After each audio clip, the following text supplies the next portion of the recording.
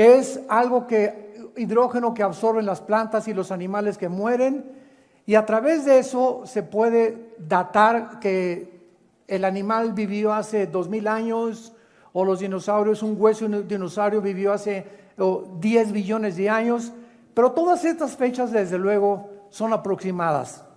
Después tenemos el potasio argón y la radioactividad.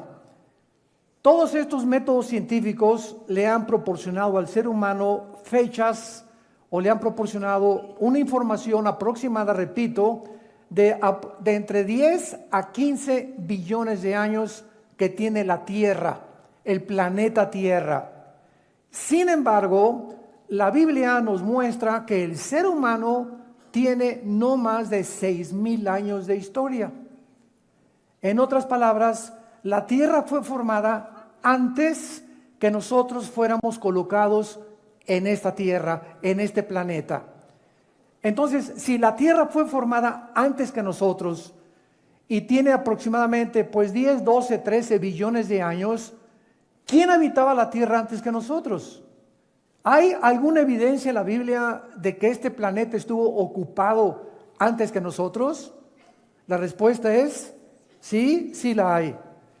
Y sabemos claramente, como lo vamos a ver de una forma exegética y detallada, ahora sí que vamos a meterle microscopio a los primeros 2 capítulos del Génesis, que los ángeles fueron creados antes que nosotros. Lo vamos también a demostrar con la Biblia. Y que cuando el ser humano fue ya colocado en el huerto del Edén, ya el pecado había entrado al universo por medio de un querubín caído llamado Lucifer. Entonces, entre el versículo 1 y el versículo 2 del libro del Génesis, existe un abismo, le llaman en inglés un gap, con G de gárgara, A y P de Pedro, gap, que significa un intermedio. Y vamos a ver las 2 teorías que han tratado de especular y de filosofar muchos teólogos para explicar que pues realmente no hay más que una sola corrida y que desde el principio significa cuando Dios comenzó a crear la tierra, y lo vamos a demostrar que no es correcto. Porque si desde el principio dice la Biblia, Dios creó los cielos y la tierra, ¿cuándo fueron creados los ángeles? Porque entre los primeros 6 días de la creación, ¿qué es lo que la Biblia describe? Del versículo 3 hasta el capítulo 2, los ángeles ya existían. Entonces vamos a descubrir todas estas cosas maravillosas, porque en Job capítulo 38, versículo del 4 al 7, la Biblia nos revela que cuando Dios estaba formando el globo terráqueo, y quiero aclararles que la tierra no es plana, por el amor de Dios, ¿de cuál fumaron? Hace algunos meses nos han bombardeado. Oiga, ¿es cierto que la tierra es plana? Miren, muchas personas se meten a las redes sociales y ponen estas marihuanadas, así le llamo yo, para atraer seguidores. Entonces, no, y vamos a buscar alguna forma de demostrar que la tierra es plana. Y entonces tú quieres seguir consultando esa página, y ese es el propósito de estas personas deshonestas intelectualmente para atraer seguidores. E increíblemente miles de cristianos lo creen. Como ahora que estuvimos mi esposa y yo en Cancún en la iglesia, se acercaron 3 jóvenes de la universidad que por favor les diera yo muestras de que la tierra es redonda. Le digo, mira, desde la Biblia hace 2700 años, Isaías 40, versículo 22, la Biblia describía en el hebreo que la tierra es redonda, antes de Galileo Galilei. Y si no, pues mira, manda una carta a la NASA, a la Oficina de Administración de Aeronáutica Especial, para que manden fotografías de los astronautas. Y si no te convencen las fotos de los astronautas, simplemente ve un eclipse. Y en el eclipse claramente entre la luna y el sol se ve la redondez de la tierra. Bueno, no nos vamos a detener en esto, pero es increíble la sarta de mentiras, y también que el presidente Bush planeó la caída de las Torres Gemelas, que lo planearon ellos, que no fueron los árabes, y estamos inundados de mentiras. de pseudo tesis y de falsas conclusiones con el propósito de las redes sociales de atraer gente y de sembrar la mentira, ¿verdad? Para que pueda ser desmoronada la verdad y que lleguemos a un punto donde ya no sabes ni qué creer. ¿Será verdad? ¿Será mentira? ¿Será melón? ¿Será sandía? Como decimos en México, para no seguirle más adelante. Entonces, tenemos que entender que tenemos la Biblia y tenemos este documento histórico, geográfico, genético, biológico, químico, matemático, poético, literario, donde podemos poner nuestra atención en medio de tantas tinieblas. Como dice 2 de Pedro 1, 19 y 20, tenemos la palabra profética más segura, a la cual haríamos bien en estar atentos como a una antorcha que alumbra. Ya no te metas a internet, no te metas a las redes sociales, comienza seriamente a estudiar este libro y vas a conocer la verdad y la verdad te va a hacer libre. Esta es la tercera conferencia de esta serie que se llama La creación de Dios o La creación y Dios. Esta es la tercera conferencia, les recomiendo las primeras dos. Examinamos bastante acerca de todo lo que estoy desarrollando ahorita, pero vemos también en Job 38, 4 al 7, que cuando Dios estaba formando la tierra y estaba el globo terráqueo, dice la Biblia que Dios le puso medidas. Dios es un arquitecto. Y Dios, cuando hizo el planeta Tierra, dijo: ¡bu! Que aparezca un globo por ahí flotando en el espacio. ¡Bu! Que aparezca un sol. Todo en el universo tiene medidas. Y esto es increíble. Y todo en el universo tiene un diseño y una afinación. Es como exactamente lo que se llama la irreducibilidad compleja. ¿Qué significa esto? Si yo tengo un motor de un coche y me doy cuenta que el carro no arranca, entonces tiene un motor de gasolina, tiene pistones, tiene bujías, tiene diferentes cosas que todas en conjunto tienen que trabajar para que el carro arranque. Y basta un alambrito en mi batería que esté desconectado para que nada de lo demás que está diseñado por los ingenieros funcione en mi máquina y en el motor de mi carro. Un solo alambrito o una sola basura en el motor de gasolina va a impedir que el carro funcione adecuadamente. Entonces, esto es lo que se llama irreducibilidad compleja. Una trampa de ratones está formada por 3 o 4 alambres de acero y una tiene que estar así, otros tienen que tener un resorte que es la que hace cuando se come el queso el ratón que caiga, y un solo alambrito de la trampa que no funcione impide que el demás mecanismo no funcione tampoco. Irreducibilidad compleja. Entonces, si el universo está perfectamente bien afinado y no le falta ningún cable y fue diseñado para que trabajara en conjunto, vemos detrás, damas y caballeros, una inteligencia, vemos un diseño. Entonces la tierra fue formada de tal manera y de tal tamaño y de tales medidas para que exactamente girara sobre su eje con una inclinación de 23 grados y medio y se trasladara alrededor del Sol en 365 días a la distancia exacta del Sol para que cuando la Tierra le diera vuelta al Sol pudiera haber la vida. Y para que tú y yo pudiéramos habitar este planeta, tenía que ser preparado este planeta para que la vida de nosotros pudiera ser posible. Cuando yo hago esto en la mañana y tú también, y respiro, ¿qué estamos respirando? Estamos respirando un aproximado de 88% de hidrógeno, que es el elemento que más compone el universo entero, con una mezcla de oxígeno y ciertos gases. Si en 1% de este hidrógeno que recibimos o de oxígeno faltara, tú y yo nos podríamos intoxicar y ahogar. Así que de la atmósfera terrestre hacia abajo, la cantidad y la mezcla del oxígeno con el hidrógeno ha sido diseñado y proporcionado por el creador del universo. Si la Tierra girara más rápido de lo que gira sobre su eje y la Tierra no hiciera este movimiento ni la distancia con el Sol, no sería posible la vida. Mercurio, que está delante de nosotros, Marte, que está atrás de nosotros, y los demás planetas tienen otro movimiento y tienen una atmósfera que es casi 1000 veces más tóxica que la del planeta Tierra. Entonces, por todos lados nos damos cuenta que los cielos cuentan la gloria de Dios.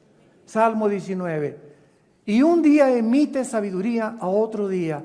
Cada día amanece y vemos la puesta del sol salir allá en el horizonte y nos damos cuenta cómo ilumina todo el universo y nos quedamos extasiados con los colores, las mezclas, el color que tienen las flores, las azucenas, los alelíes, las rosas que no han podido ser imitados por los mejores diseñadores, y nos damos cuenta el colorido de un pavo real. Qué perfección y qué combinación tan increíble de colores, y la cabeza anaranjada con amarillo, con café, combinando todos perfectamente bien. Y por todos lados, cuando tú eres cristiano, Dios te abre los ojos para que admires y bendigas al Creador.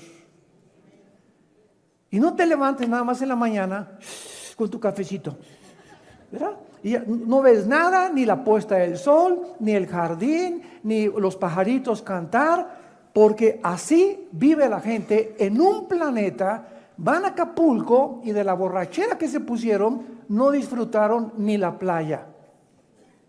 Es increíble que hasta que nosotros tenemos los ojos abiertos, vemos la verdadera creación de Dios.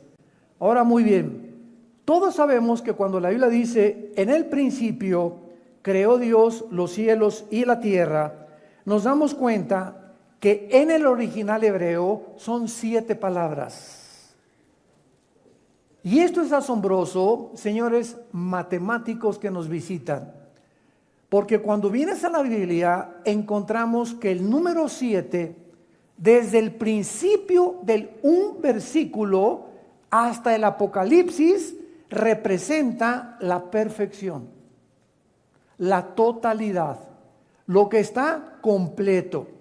Y por eso llegamos al Apocalipsis, 7 espíritus, 7 sellos, 7 copas, 7 juicios, etcétera, etcétera. El 7 inunda, prevalece en los 66 libros de la Biblia con un propósito. Dios pone detrás de los números que se llama en la Biblia gematría, con G de gárgara, gematría o gematría, un significado detrás de cada letra.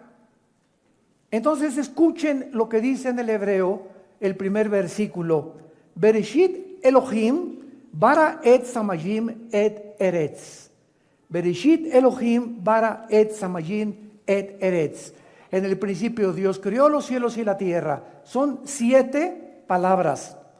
Y en medio de esta palabra hay un símbolo de un menorá. ¿Cuál es el menorá? Es el símbolo que nosotros hemos adoptado como nuestros logos en Vida Nueva para el Mundo. Un menorá. ¿Qué es un menorá? Es un candelero con 7 ramitas. Y este candelero aparece al terminar la Biblia, otra vez, en el primer versículo de la Biblia está escondido en las letras hebreas, y aparece al final de la Biblia, y entonces a Jesús se le ve detrás de los 7 del menorá, que es el candelero, no candelabro. Candelabros son los que están colgados por todos lados. Es el candelero, menorá en el hebreo. Entonces a Jesús se le ve detrás del candelero y son 1, 2, 3, 4, 5, 6, 7. ¿Por qué? Muy bien. Jesús está en medio del candelero.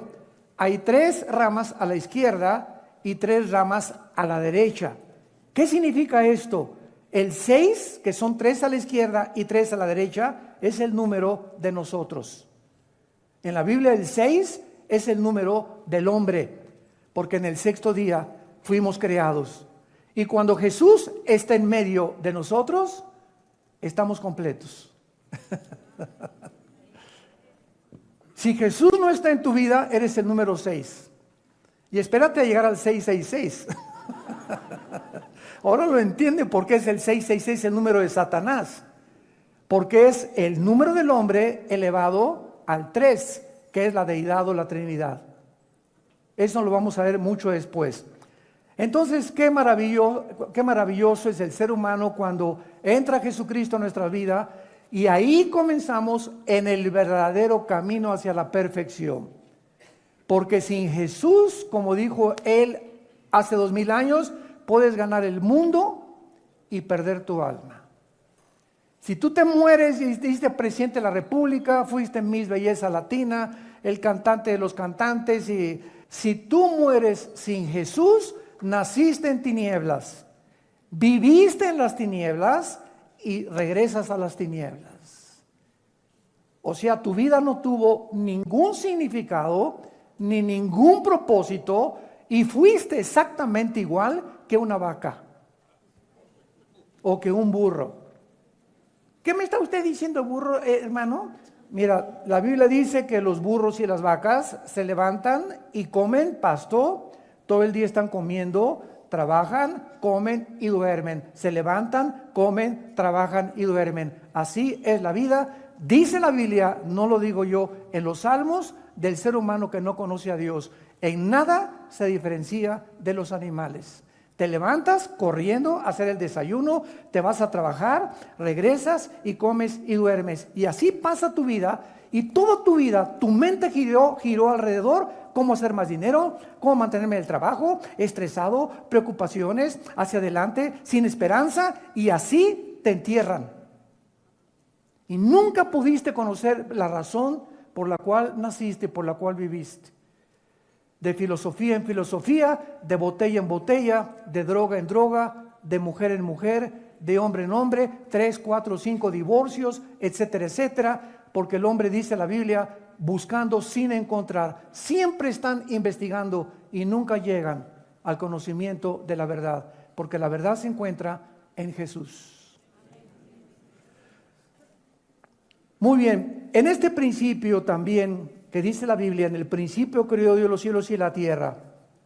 Esto es increíble porque a través de la ciencia pues ha tratado, repito, de investigar el origen de la creación, y pues calcularon que el universo comenzó con el Big Bang, la gran explosión, y de una explosión el universo surgió. Esta es la teoría que existe en tu escuela y los astrónomos, porque también los científicos tienen que inventar.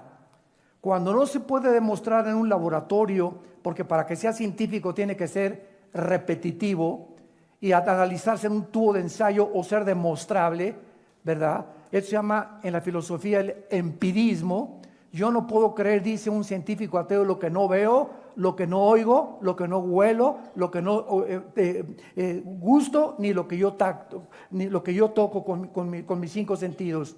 Entonces, el científico ateo está encerrado en una cárcel, porque para él no existe nada más que lo que ve, lo que oye y lo que siente o lo que gusta o lo que toca, sin darse cuenta que hay un mundo que nos rodea, que existió antes que nosotros, que fue creado antes que nosotros, y que la Biblia dice que es más importante y es primero que nosotros. Por ejemplo, en Hebreos 11, versículo 3, dice la Biblia, por la fe entendemos haber sido constituido el universo por la palabra de Dios. Escucha, de modo que lo que se ve fue hecho de lo que no se veía. En otras palabras, lo que no alcanzamos a ver, ni a sentir, ni a gustar, que es la defensa de los ateos, eso que ellos niegan es más real que el mundo físico material en el cual tú y yo vivimos. Ahora, ¿por qué es más físico y por qué dice la Biblia que fue hecho lo que vemos de lo que no se veía? Porque lo que no se veía fue antes que nosotros, y lo que no se veía va a ser eterno. Entonces Jesús entra aquí al mundo y baja al mundo a darnos la comunicación con el mundo que no podemos nosotros percibir con los 5 sentidos, comunicarnos con ese mundo que nos rodea a través de la oración. A través de la oración. Cuando un cristiano comienza a orar, rompe la barrera del sonido, de la fe, rompe la barrera de las 4 dimensiones en las que vivimos, y la oración nos introduce a ese mundo que nos rodea, y la oración comienza a movilizar el mundo que no lo podemos ver, que está poblado de millones de ángeles, y la oración hace que Dios entre en acción también. Porque lo que mueve a Dios es la oración, así lo determinó Él. En su soberanía Dios escogió que Él va a actuar en tu vida a través de la oración. Y si tú no oras, como dice en Santiago capítulo 4, no tenéis porque no pedís. Y no tienes por qué pedir porque no conoces a Dios y no sabes qué pedís. Qué importante es por eso conocer la Biblia. Porque al conocer la Biblia y la doctrina de la Biblia, comenzamos a conocer qué quiere Dios para nuestras vidas, qué nos va a contestar Dios, qué no nos va a contestar Dios, y no tenemos que frustrarnos porque pues Dios no me contesta mis oraciones. Y hay razones por las cuales encontramos en la Biblia que Dios no te va a contestar tus oraciones, y siempre la razón será el pecado. Un pecado no confesado detiene inmediatamente la acción de Dios en nuestras vidas.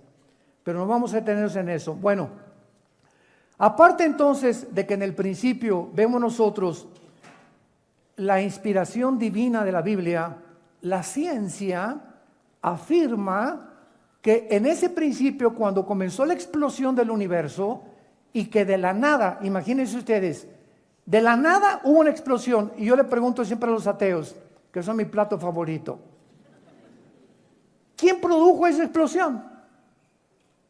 Porque la nada no produce nada. ¿Quién produjo la explosión? Ahora muy bien, te voy a aceptar que comenzó todo con una explosión, porque nunca me vas a contestar quién la produjo. ¿La explosión o la materia puede producir el pensamiento?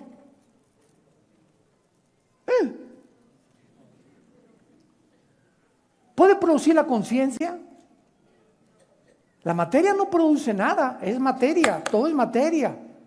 ¿De dónde vino entonces la conciencia humana? Pienso, como decían los griegos, pienso, luego existo. Y si existo, vivo. Y si vivo, tiene que haber una causa. Y esta causa es imposible que esté dentro de mí. Los griegos, sin tener un conocimiento profundo de la Biblia, concluyeron por la línea de la lógica elemental, se llama esto en la filosofía, que una persona no puede tener su razón de su existencia dentro de ella, porque yo no escogí nacer, ni tener el color de pelo que tengo, ni de piel, ni de ojos, ni de estatura. Algo me produjo, y esto que está dentro de mí nunca me podrá llegar a entender cómo fui yo puesto en este mundo. Esta razón tiene que ser fuera de mí, tiene que trascender de mí. Y entonces los griegos le llamaron al Dios desconocido. Hechos capítulo 17. Cuando Pablo llega a Atenas, había un montículo que se llamaba el Areópago, y ahí estaban los discípulos de Zenón, los epicúreos y los estoicos, el grupo más predominante en el siglo antes del siglo I de la época de Pablo, cuando ellos comenzaron a enseñar que la verdad y el placer era lo único que valía la pena seguir en la vida.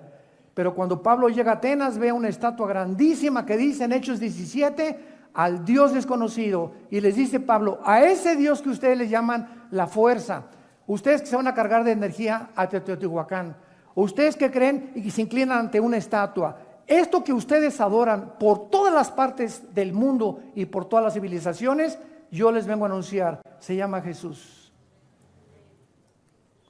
El Dios que hizo los cielos y la tierra no habita en templos hechos por manos humanas. El Dios que hizo el universo no puede estar confinado a 4 paredes y llamarle a esto la iglesia. La iglesia no es el edificio, por el amor de Dios. No le llamemos tampoco esto el santuario, por el amor de Dios. Pásenle al santuario. ¿Cuál santuario? ¿De dónde sacaste eso? Pásenle al santuario. El santuario lo tenemos dentro de nosotros. Nosotros somos la iglesia, el conjunto de personas. Y si nos reunimos en Chapultepec, si nos reunimos en un VIPS, 4 o 5 personas, ahí está la iglesia. No es el lugar. En el Antiguo Testamento Dios se confinó en un tabernáculo y después en el templo de Salomón. Pero cuando vino Jesús, le dijo a la mujer samaritana: ustedes adoran lo que no saben.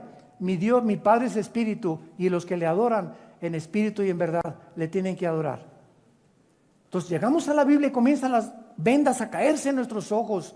Comenzamos a ver la luz, comenzamos a ser iluminados, comenzamos a entender: ese Dios quiere comunicarse con nosotros, quiere tener comunión con nosotros, quiere guiarnos. Ese Dios te ama. Ese Dios te está diciendo esta mañana: te amo, di mi vida por ti en una cruz, y entiende que separado de mí nunca podrás llegar a tu futuro ni lograr nada en tu vida. Entonces, la ciencia está de acuerdo que en el principio existieron 3 elementos: la materia, el espacio y el tiempo. Apúntalo: la materia, el espacio y el tiempo. Estos 3 elementos del universo son indivisibles. En otras palabras, no puede existir la materia sin el tiempo, ni el tiempo sin el espacio, porque el tiempo es relativo de acuerdo a la teoría que Alberto Einstein descubrió. E igual a mc al cuadrado. La energía es igual a la materia por la velocidad del cuadrado de la luz multiplicado la luz de la luz al cuadrado. E igual a mc al cuadrado. Entonces, esto nos muestra que en el tiempo aquí en la Tierra es de una forma, porque la Tierra se traslada en 365 días. Te vas a Marte y el movimiento de Marte alrededor del Sol es más lento que el de la Tierra, por lo cual el tiempo en Marte es diferente al de nosotros.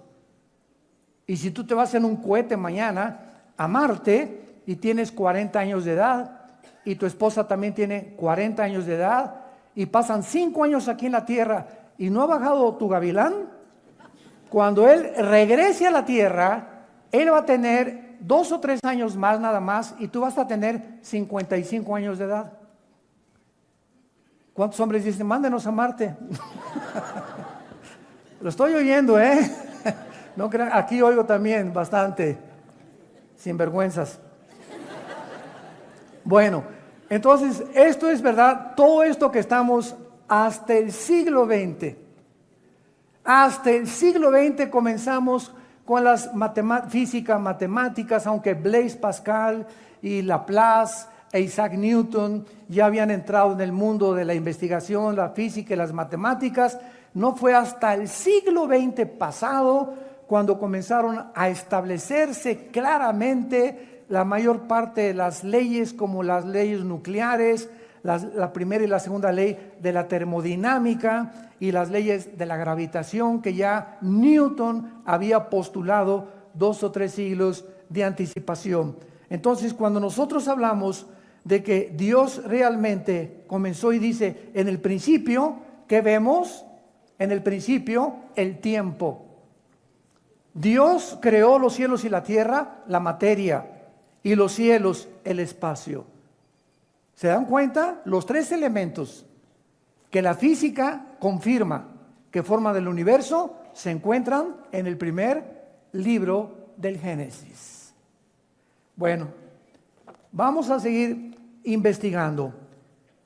No hay ningún argumento que se pueda dar para poder probar que Dios no existe. Cuando alguien me dijo una vez: demuéstrame que existe Dios, yo le dije: demuéstrame que no existe. Tan sencillo como eso, ¿verdad? No me podrás traer ningún argumento para que me digas que Dios no existe, más que especulaciones. Por ejemplo, los ateos dicen: bueno, es que yo no creo. Bueno, yo no creo, tú, cabeza de aguacate. Tú eres el que no crees. A mí no me digas que yo, porque tengo otra perspectiva. Dice el ateo, yo no creo que exista Dios porque si existiera Dios, no hubiera mal, no hubiera por qué no destruye a Satanás, porque le falta misericordia, porque permite que los niños se mueran de cáncer, porque hay tsunamis, porque hay destrucción. Entonces el ateo en su mente no puede cuadrar a un Dios que permita estas cosas que llamamos nosotros tragedias.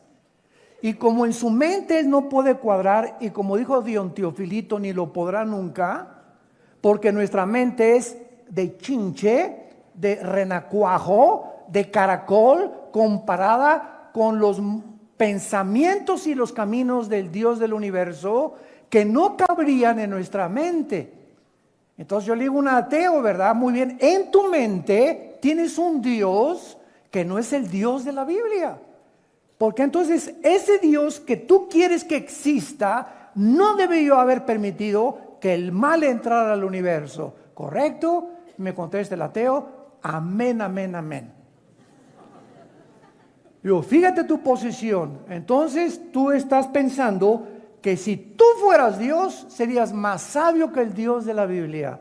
Tú ahorita no entiendes por qué Él ha permitido eso, y tu posición es la de, mira Dios, tú el Dios de la Biblia, bájate de ahí y te me sientas aquí. Yo soy el abogado que te voy a comenzar a acusar. A ver, contéstame, ¿por qué permitiste los tsunamis? ¿Por qué permitiste estas cosas? Etcétera, etcétera.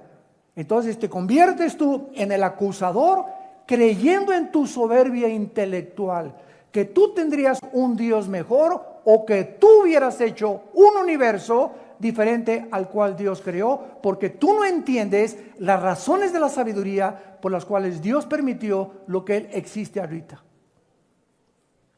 ¿Cómo puedes atreverte a creer que tú eres más sabio que Dios? Ahora fíjate la posición honesta de un ateo, que ya los ateos ya casi no existen. La posición más honesta, intelectual y filosóficamente es la de una persona escéptica o un poco agnóstica. Agnóstico, sin conocimiento. Una posición honesta es la siguiente: yo no sé por qué existen todas estas cosas. Yo no entiendo por qué pasan todas estas cosas. Oh Dios, si tú existes, yo te pido, Señor, que me hagas entender la razón que se encuentra detrás, porque estoy como un niño de 3 o 4 años que cuando su papá le hace pau, pau, pau, el niño percibe que las nalgadas es un símbolo que el papá no lo quiere. Sin saber el niño, por su limitación intelectual, que el pau, pau, pau forma parte también del amor. Porque el que detiene el castigo a su hijo aborrece, dice Salomón en Proverbios.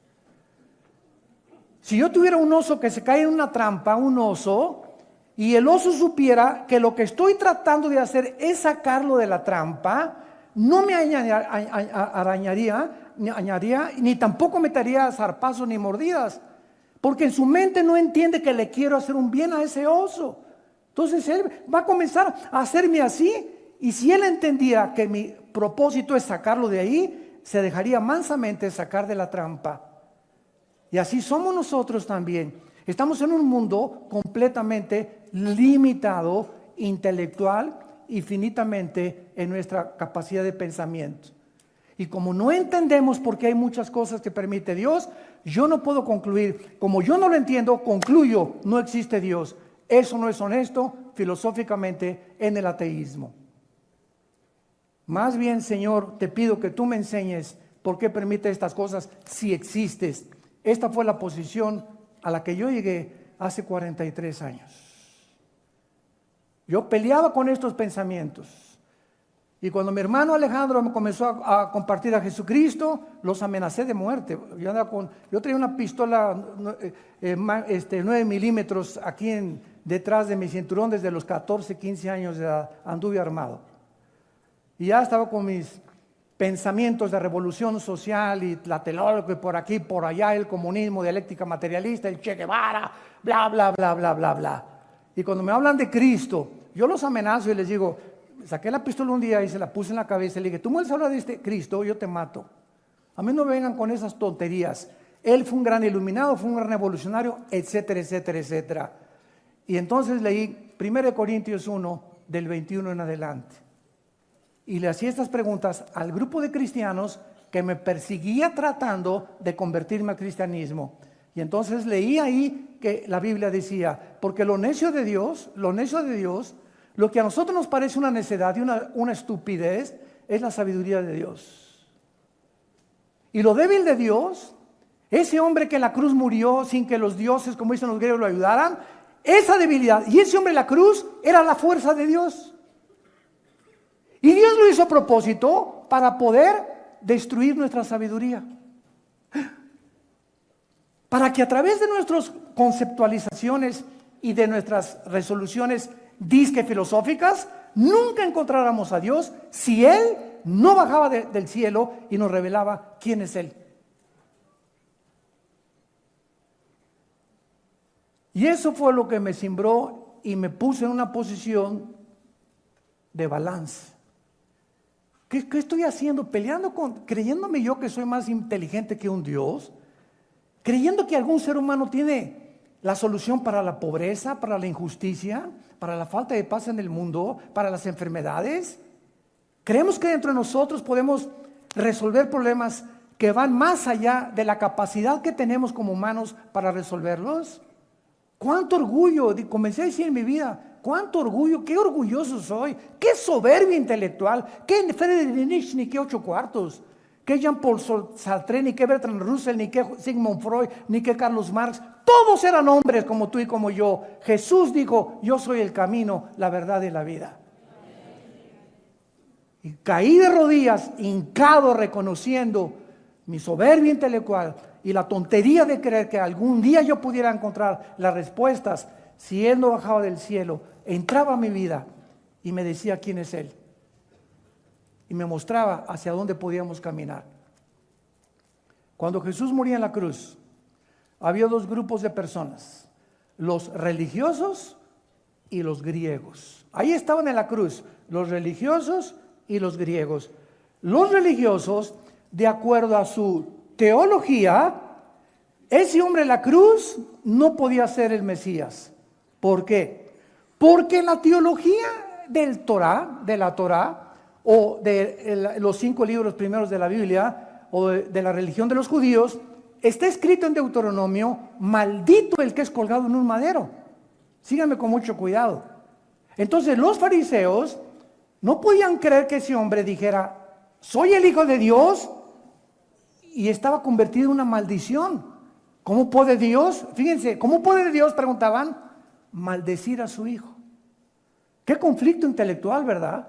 No puede ser Dios. Y los griegos, Zeus, el dios Hércules, el dios de los rayos, que gigantes tremendos que los dioses los protegían. ¿Cómo puede ser ese hombre decirse el Hijo de Dios cuando nuestros dioses nunca permitirían en la mitología griega hacerle eso a su Hijo? Entonces tanto los religiosos como los griegos fueron enloquecidos en su sabiduría. Y Dios lo hizo a propósito. Ese hombre que moría, hecho un guiñapo humano, débil ante nuestros ojos, tonto a nuestros ojos por haberse dejado amarrar las manos en Getsemaní y no usar su poder para ser liberado, Dios lo hacía a propósito, porque la palabra de la cruz es locura al que se pierde y poder de Dios al que se salva.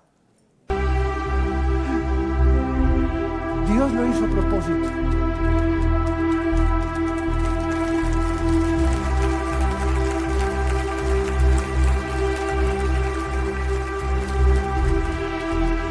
Este primer versículo de la Biblia refuta completamente el ateísmo porque postula la existencia de un Dios. Refuta el materialismo porque es Dios quien creó la materia. La materia no entró en el espacio sin nada, sin que nada la produjera. Refuta el panteísmo porque el panteísmo enseña, como los gurús, el padrino del gurú Maharaji enseñaba, yo soy Dios y el universo es Dios, todo es Dios. Dios es el universo, Dios es la materia, nosotros somos Dios, somos dioses todos. La Biblia enseña en este primer versículo que Dios está separado de su creación. No es cierto que todo sea Dios y que Dios sea todo. Eso se llama el panteísmo. Y en cuarto lugar, refuta la evolución, porque no somos el resultado de una evolución fortuita ni accidental de los animales, ni de una selección natural darwiniana. Si Carlos Darwin hubiera conocido el ADN que se descubre casi un siglo después de su libro El origen de las especies, el ácido desoxirribonucleico, que en 1954 se descubrió por los doctores Crick y Watson, Carlos Darwin nunca se hubiera atrevido a postular que venimos de una evolución natural. Yo no creo que haya sido tan grande, soberbio Carlos Darwin. Simplemente yo leí el libro, yo lo leí 3 veces, El origen de las especies, cuando era estudiante, y simplemente él postuló, puso ahí una teoría. Él jamás ni siquiera la aceptó que era verdadera. Y por eso tú lees en el libro, Chancey, puede que, no estoy seguro, a lo mejor. Eso no es un lenguaje científico. Él simplemente estaba postulando, ¿verdad? Enseñando que era una teoría que él traía, porque no había otra forma de poder determinar por métodos científicos de dónde nosotros venimos. Ahora, muy bien, esto también es el fundamento, esto es muy importante, verdadero de toda la verdadera teología que existe, porque todas las filosofías humanistas, vamos a diferenciar. Humanismo es diferente a humanitarismo. Es importante definir términos cuando hablamos. El humanismo es la filosofía que enseña que el hombre es la corona de la creación, que el hombre va a encontrar dentro del hombre la respuesta de por qué estamos aquí, de dónde venimos, a dónde nos vamos. El hombre tiene la capacidad de resolver la pobreza, la injusticia y la falta de paz. Esto se llama humanismo.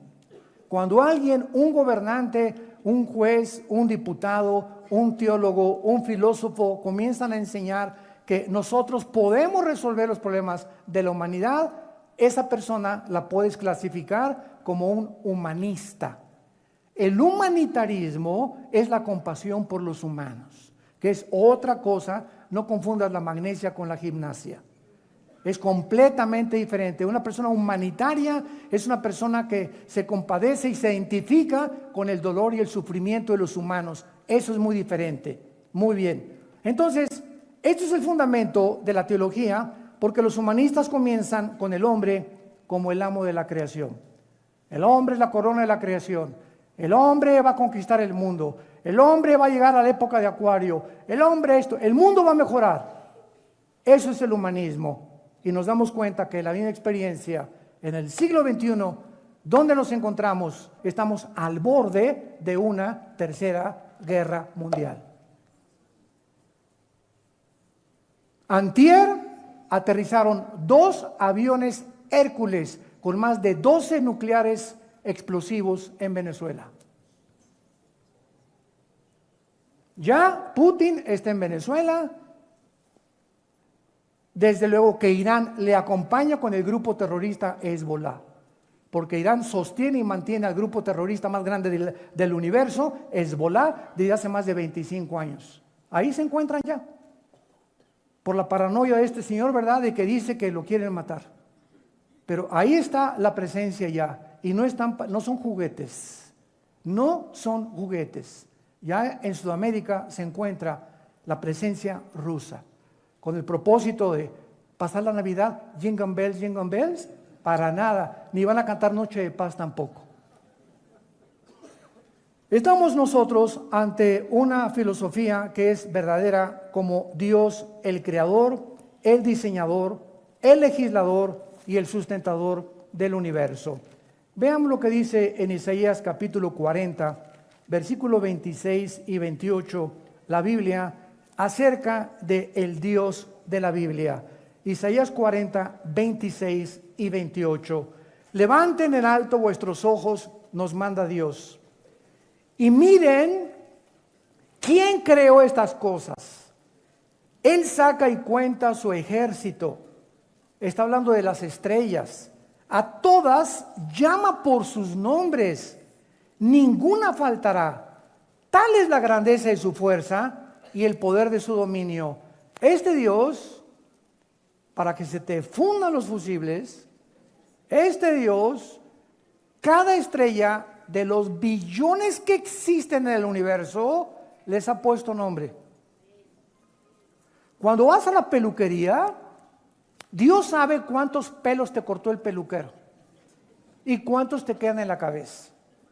Cuando vas caminando por alguna calle y matas una hormiguita o matas una cucaracha en tu casa, Dios sabe que ese insecto dejó de existir.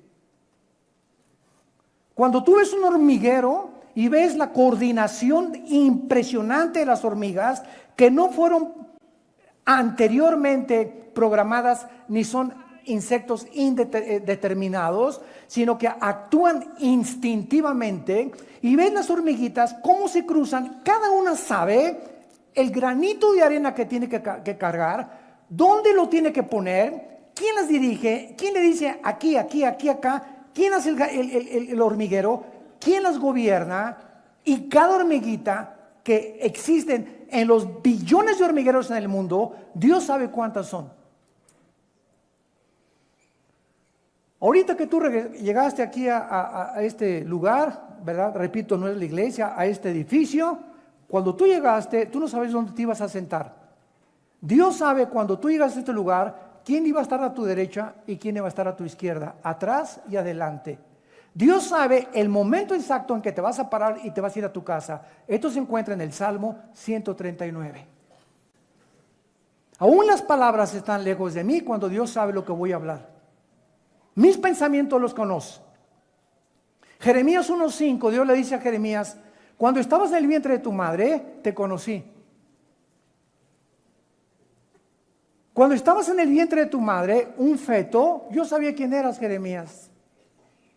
Y cuando aún no nacías, te di por profeta a las naciones.